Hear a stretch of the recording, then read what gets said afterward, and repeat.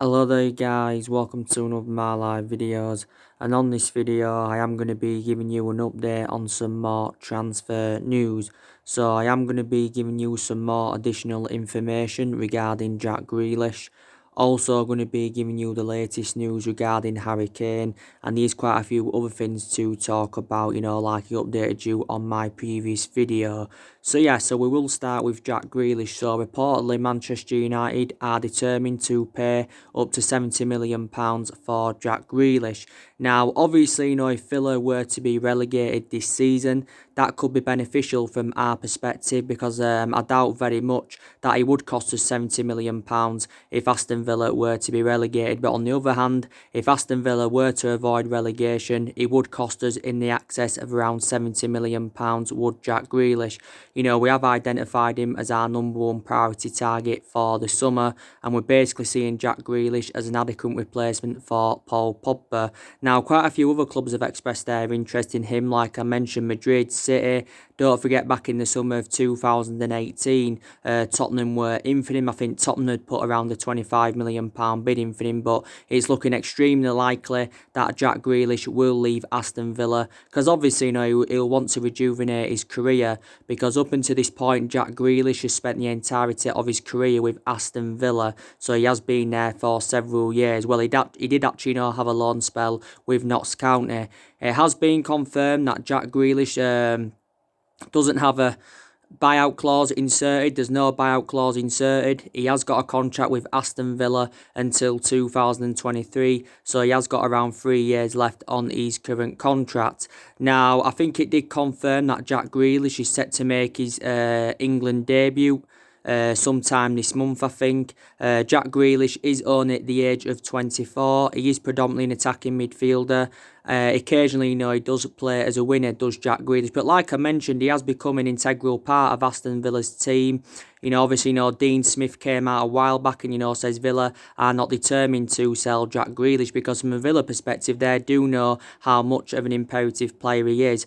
But I would be excited about the prospect of Jack Grealish playing alongside Bruno Fernandes in our midfield because they would complement each other fantastically well, with Jack Grealish and Bruno Fernandes. So he is our number one priority target for the summer is Jack Grealish. So Man United are prepared to pay up to £70 million for the player. So he is one player on our agenda for the summer is Jack Grealish. Now, the news regarding Harry Kane. So reportedly, Ed Woodward is excited about having negotiations with the Tottenham chairman, Daniel Levy. Now, as you all know, Daniel Levy is a hard negotiator, but the reason he wants to have negotiations with Daniel Levy, it's obviously, to try and get a deal finalised for Harry Kane. Now, obviously, I give you the update about Harry Kane not too long ago because there was reports coming out from the mainstream media saying that, he could be leaving Tottenham this summer. And if he was to leave Tottenham this summer, his preference would be a move to Manchester United because I think he's becoming infuriated at Tottenham is Harry Kane. Now, obviously, if Tottenham fail to qualify for European football, Jose Mourinho will only have £50 million to spend this summer. Obviously, so far, Jose Mourinho's bought two players for Tottenham. He got them in January. He got Gedson Fernandes in from Benfica, and of course, he did get Steven Bergwijn. Now, Harry Kane, I do believe, would cost us in the excess of around £150 million. I think before Tottenham did value Harry Kane at around £200 million. Now, we're looking to get Harry Kane in, from Tottenham Hotspur. Don't forget we've been in for Harry Kane in the past. Don't forget also Real Madrid have been in for him. I think Barcelona went in for him at one point. But obviously, so far in Harry Kane's career with Tottenham, he hasn't won anything in terms of silverware. So I think he has become infuriated about this. He's been at Tottenham for several years. Obviously, joined their youth academy at the age of 11. He was in their academy for around 5 years. And he's been in their senior squad since the age of 16 as Harry Kane. And he's made over 200 appearances in all competitions. He's scored 136 goals in 198 Premier League appearances, and I think he scored 181 goals in all competitions for Tottenham. But Tottenham do know how much of an imperative player he is, because he's actually Tottenham's best player is Harry Kane. So yeah, so say if we were to get Grealish and Harry Kane this summer, that'd cost us around £220 million for both players. Add Jadon Sancho into the equation, that'd cost us over £300 million for them three players, because Borussia Dortmund have quoted out that they want minimum £100 million for Jadon Sancho, maybe even £120 million. Now, of course, Harry Kane, as you all know, has got a contract with Tottenham until 2024, so he has still got around 4 years left on his contract as Harry Kane. He signed this 6-year contract back in the summer of 2018, did Harry Kane. Obviously, Harry Kane's had some loan spells. He was on loan with Leyton Orient, he was on loan with Millwall, he was on loan with Norwich, and he was on loan with Leicester. So he has had quite a few loan spells, and he's still in his prime. Is Kane. He's only at the age of 26. But of course, Manchester United are in search for a striker. Obviously, we do know that we've got Odion Ighalo in on loan until the end of the season. Solskjaer did recently indicate out that we could decide to make Odion Ighalo's transfer permanent, because I think he's enjoyed a good start to his Manchester United career. Obviously, he's scored 3 goals in 2 starts as Odion Ighalo, which is very, very good to see. So yeah, we may make his transfer permanent. He is the vocal point, and like Solskjaer was saying recently, is an option of a different type of centre forward. He's a lifelong Manchester United fan, and he is highly experienced, but Solskjaer is looking to add more experience into the team, because there's still deficiencies in the squad that need to be addressed. We're paying like a third of Odion Ighalo's wages, and we've got him on like a 6-month loan. But I still believe, we need to bring at least another striker in, because obviously, we've got Rashford injured. Like I mentioned, Odion Ighalo is a good cover-up to Marcus Rashford. Is Odion Ighalo, and there's been reports saying that Rashford could be out for the rest of the season with this back injury, and that there was reports saying that he could be involved in the Euros, could Marcus Rashford. But yeah, we need to get at least another striker in. Obviously, don't forget we let Romelu Lukaku go to Inter Milan last summer. I think we did make a mistake by getting rid of Romelu Lukaku, because he did enjoy one good season, but he lost his place in the team in his second season, so this is the main explanation why he left.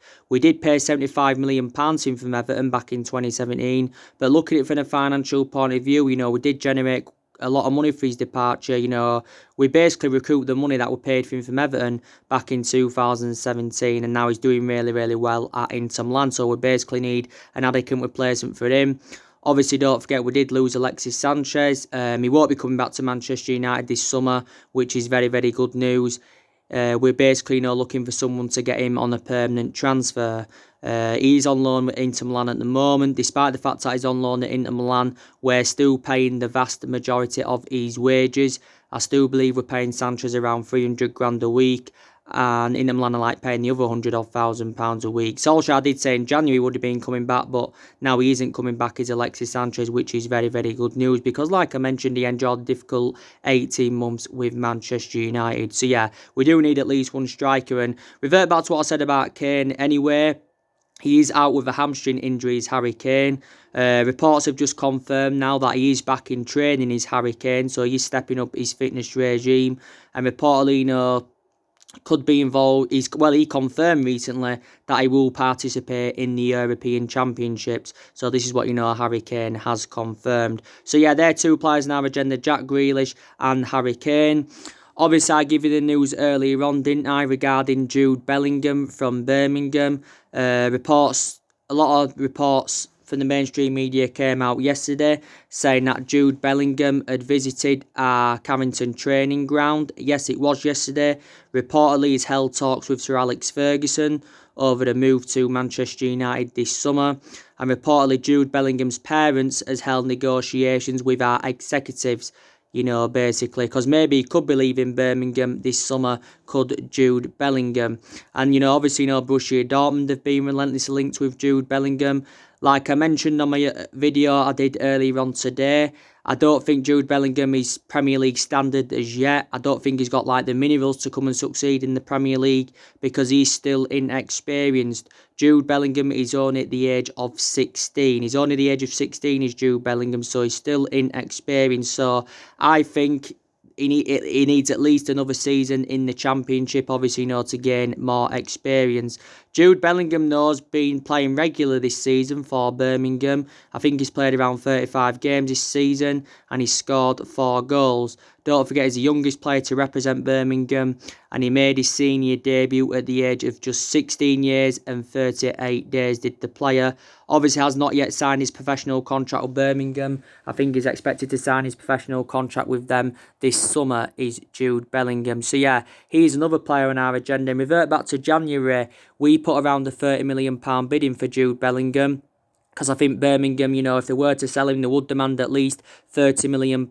Maybe could even cost £50 million could Jude Bellingham. But yeah, quite a few clubs have expressed their interest in the player. I think he's predominantly number 10 and he can also play as a winner. But like Solskjaer revealed, he still wants to continue the policy of recruiting young players to Manchester United. But like Solskjaer was recently saying, it's a privilege as a manager to have a young squad because we have got a lot of young players in our team. And, we've got quite a few young players that are in their first season in the senior squad. Obviously, you've got Greenwood that's in his first season in the senior squad and he's done really, really well as Mason Greenwood.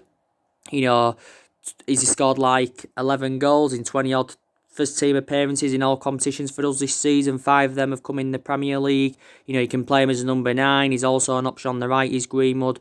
But, he is definitely, going to emulate to Rashford's level, I can assure that. Williams, he's in his first season in the senior squad and he's done really, really well at left back. Obviously, James Garner, I think this is his first season in the senior squad. So, yeah, we have got a lot of young upcoming players in the team. But, I would give, like I mentioned, Jude Bellingham needs to get another season in the Championship.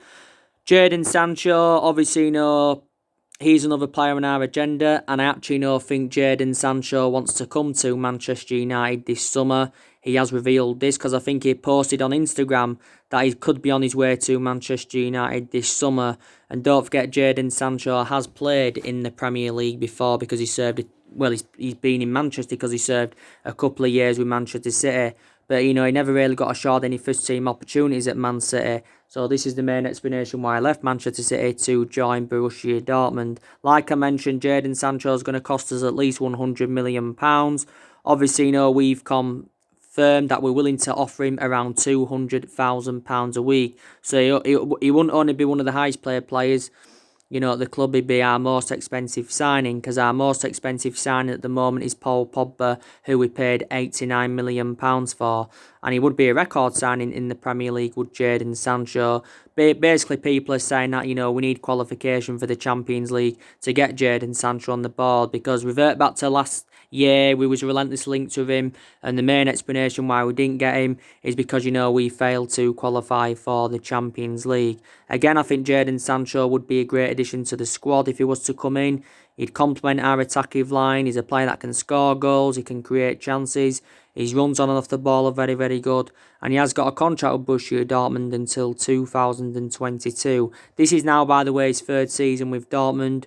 He's been dropped in a lot of games this season, but in his 2 previous seasons, he's done really, really well as Jadon Sancho. And like I mentioned, he is predominantly a right winger. He's 19, he's nearly now 20 years of age. He has scored 31 goals in 89 matches for Borussia Dortmund as Jadon Sancho. So yeah, Manchester United, of course, have been relentlessly linked with him. So that's more of an update on the transfer news. Solskjaer, by the way, has come out and he's basically said he wants to get our transfer business done as soon as possible rather than wait until the summer. This is what Solskjaer has come out and said. And he's also said that, he wants to sign around 3 players this summer because Solskjaer feels as though that we need around 3 signings to be title contenders. And hopefully, we can be title contenders going on into next season. Obviously, Solskjaer is starting to prove all his doubters wrong now. He's starting to prove everybody wrong because a lot of people have been criticising him this season Also, too, I've been criticising him this season, but recently, Solskjaer does deserve a lot of credit because Manchester United are in a good run of form. We're in a good vein of form at the moment. We are unbeaten in our last 10 games in all competitions. We've won 7 of those, we've drawn 3, and of course, we've lost none. And I think we've scored like 24 goals, and we've only conceded 2, so we have kept 8 clean sheets. And this is our best run since Ole Gunnar Solskjaer was the interim manager. This is our best run. And it's very, very good to see in that. So like I mentioned, Solskjaer does deserve a lot of credit. And he believes our current squad, can get even better. This is what Solskjaer does believe. Obviously, Manchester United have had quite a few injuries this season. Obviously, it's good now, though, that players are coming back from injury. Obviously, like I said, Rashford's a long-term absentee. Lee Grant's a long-term absentee. But they're only long-term absentees now. Obviously, I think since Shaw's come back, he's done really, really well. Luke Shaw's highly experienced. I know Brandon Williams was our first choice, but Luke Shaw's all of a sudden, got back into the team now regularly because of his good run of performances. And Luke Shaw's received a lot of criticism before, but he deserves a lot of credit recently because since he's come back, he's done well. And he was out of injury for like 2 months. Luke Shaw sustained a lot of injuries as a Man United player. Also has had a lot of bad spells as a Man United player because don't forget, he had bad disputes with Jose Mourinho, but he's been in really, really good form. Since Bay's come back, he's done really, really well. I think Fosu Mensah is now close to returning. We know that Tuan Zebe is now back. They're our centre. They're backup centre-halves for us because obviously our first choice centre-halves are Victor Lindelof and Harry Maguire, definitely. And we know that Diego Dalot's had a few injuries this season, but now he's back. Obviously, McTominay's just come back and he's done really, really well since he's come back as Scott McTominay. Obviously, with Paul Pogba, he's now close to returning. He should be back for the Tottenham game on Sunday, should Paul Pogba. Solskjaer has come out and confirmed that he's set to hold talks with Paul Pogba regarding his future. Obviously, even Rio Ferdinand has come out and urged us to make a decision on Paul Pogba's future because it has been a long-running transfer saga with Paul Pogba. He's been subject to a lot of transfer speculation, not only this year. Last summer there was talks about him leaving. Obviously, there was talks about him leaving under the Jose Mourinho era because he had bad relationship with Jose Mourinho, did Paul Pogba. Pogba's got a year left on his contract. The club do have an option to extend it by a further year. There's a slight chance he could stay because he's excited about playing alongside Bruno Fernandes, but I still think he'll leave in the summer. But I can definitely sure that Pogba will play for the football club again before he does leave in the summer, because I think he's going to leave in the summer anyway, is Paul Pogba. Pogba hasn't played since Boxing Day overall, and he hasn't started a game from the start since September. So he's only played 8 games this season, so his appearances have been limited. But Solskjaer did confirm he was going to be returning to training this week, and I think he has. I think he's done an extra training session on his comeback as Pogba, so it'd be good to see, Paul Pogba back in action, definitely. But yeah, I think he's definitely on his way out of the football club in the summer, is Pogba and that.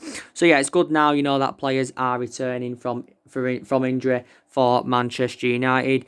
Obviously, like I mentioned, we have got quite a few ambitions this season. One of those ambitions is, the FA Cup, because the FA Cup is a chance of us getting some silverware on the board. And plus, the Europa League is a priority for us because that's another route to Champions League football. Plus, it's a chance again of us getting some silverware on the board. And we need to win something in terms of silverware under Solskjaer because we haven't won out yet in terms of silverware under Ole Gunnar Solskjaer. And, he has been here now over the year, of course.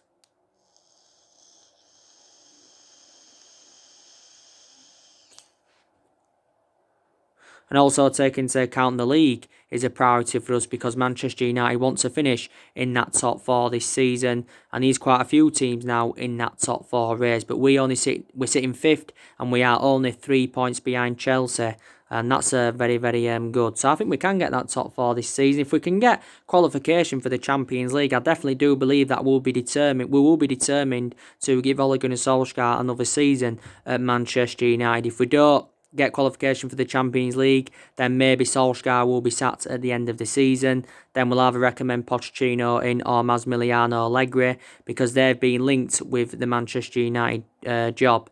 Now reportedly Real Madrid are in for Pochettino and Massimiliano Allegri. But probably, we will be determined to give Solskjaer another season at the football club. I know we can take into account that Solskjaer's record has been disastrous since he got the job permanently. But there's also some positives to take. I think we've done really, really well against the top six sides this season. I think we've registered like 17 points this season against the top six sides. Solskjaer has beaten Pep Guardiola 3 times as a manager. We've beaten them 3 times this season out of the 4 matches we've played them in. It was the first time at the weekend we did the double over Man City in the league since the Alex Ferguson era, and the last time we did it was a decade ago under the Alex Ferguson era. So it was a very, very good win against City. We've beaten Tottenham once this season. We've beaten Chelsea 3 times this season. So Solskjaer's beaten Frank Lampard 3 times. He's beaten Chelsea in total 4 times since he got recommended in as Manchester United manager. We drew with Liverpool. And I think that win against Manchester City at the weekend was Ole Gunnar Solskjaer's most iconic moment as manager since the 3-1 win against PSG. And obviously, reflect on that win against PSG. That's what that's what got Ole Gunnar Solskjaer the job permanently. That's what got Ole Gunnar Solskjaer the job basically in that. But like I mentioned, we've done really, really well against elite opposition.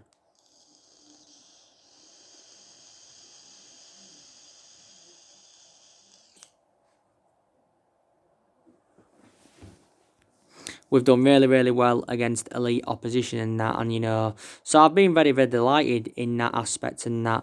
But like I mentioned, the longer Solskjaer is in the job at Manchester United, he's gonna obviously gain more experience. Because like I mentioned, that's one of my element of concerns. He is inexperienced as a manager, Solskjaer, but you can't take anything away from him. He was a good player for the football club for 11 years, and he flourished under Alex Ferguson's guidance. And obviously, a lot of our players are still backing him. Obviously, Ed Woodward came out a couple of weeks ago saying he laid the foundations for long-term success with him. And Ed Woodward came out and said, he's still determined to back Ole Gunnar Solskjaer. So a lot of people, are still determined to back him, definitely. But reflect on that win against City. Reflecting on that win against City, it's changed a lot of United fans' perceptions on him now. That was his 50th Premier League game as a manager against Man City. He's now won 24 games and he's lost 13 in his first 58 games as Manchester United manager in the Premier League and that. But, games are coming up thick and fast for us now. We've got Lask in the Europa League last 16 on Thursday. That is away from home. The second leg is on the 19th of this month at Old Trafford. By the way, this will be our first ever competitive meeting against Lask. It will be Lask's ever first encounter with an English team. But we've never lost against an Austrian side in a European competition. But Lask have won their last 6 matches in the Europa League. They've won their last 6 matches. Lask are sitting top of the Austrian league. They're going to win their first league title since 1965. Is that around 55 years ago now? But yeah, so we'll be making a lot of rotations. Solskjaer will make changes from our 2-0 win against Manchester City on Sunday. And obviously, Sunday we've got Tottenham. This Sunday we've got Tottenham away from home. Jose Mourinho will be reuniting with Manchester United. Solskjaer's looking to beat Tottenham for the 3rd time as manager. He's already beaten, Tottenham twice and he's beaten Mourinho once. So yeah, and Tottenham are really, really struggling for consistency. And you've got a lot of Tottenham fans now demanding Jose Mourinho out because, like I mentioned, he's finished at the top level as a manager as Jose Mourinho. You can't take anything away from him. He's got a good pedigree. He has won like 25 major honours in his managerial career, but he's just past his sell-by date now. And like I mentioned, Tottenham made a mistake getting rid of Mauricio Pochettino. And yes, so I'm very convinced, we can, beat Tottenham, definitely. But yeah, games are coming up thick and fast for Manchester United and that. Like I mentioned, I expect around 4 to 5 players to leave Man United in the summer. I think, like I mentioned, Jones will be moved on. He's been a long-serving player at Man United. He's now into his 9th season at the club. He's Phil Jones. But he doesn't get in the team, so it's pointless in being here. Matic is obviously now staying, like I confirmed with you guys. He's staying. I expect Gomez to go because he doesn't get enough opportunities, does Angel Gomez. I think the vast majority of Angel Gomez's appearances have come in the Europa League, to be fair. Chong, we know now he's staying because he's committed his future with Manchester United. As Chong has committed his future with a football club.